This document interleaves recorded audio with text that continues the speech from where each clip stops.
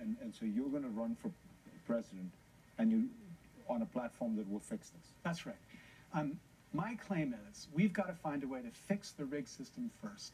And that means a plan that would have a mandate powerful enough to actually stand up to Congress and fight for this idea against the most powerful interest that we have in our democracy. And if elected, I will stay as president only as long as it takes to get this fundamental reform passed.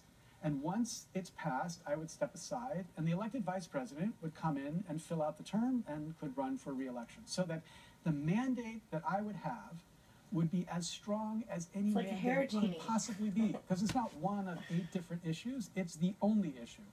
And what is the reform? What would you do? So the essence of the reform is to decorrupt, uncorrupt. They just said only 400 families are responsible for donations to the 2016 election. So that no longer is it the tiny few at the front of the line, the rich billionaires and the millionaires at the front of the line who get the attention of our government, but all citizens are represented equally in that. But that's not the only inequality in our system. Political gerrymandering takes huge chunks of the American public and makes them irrelevant to their representatives because they're minorities, parties in a safe majority seat. That should be addressed as well. That's plank 2 in what we're talking about. And number 3, these schemes for making it difficult for people to vote by putting burdens like ID requirements are completely unjustified in a system that is supposed to create equality of citizens. So these 3 together force us to recognize that we have lost the fundamental commitment of a representative democracy. And the consequence is a government that can't do anything. This is not a philosophical or theoretical problem. This is practical as mud. The problem is our government can't govern.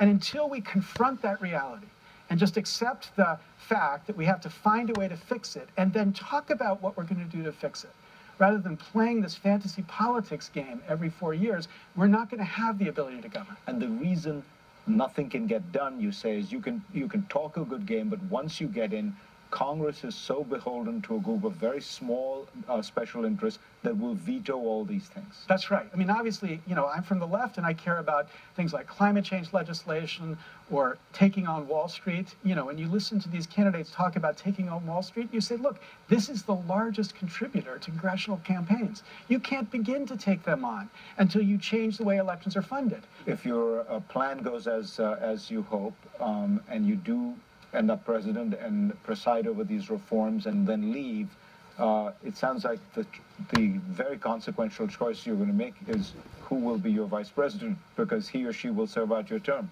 That's right. So this is kind of 2 for the price of 1. But the judgment has got to be who can make it possible for this ticket of this very unique referendum president and a vice president to win the votes necessary to prevail in the general election.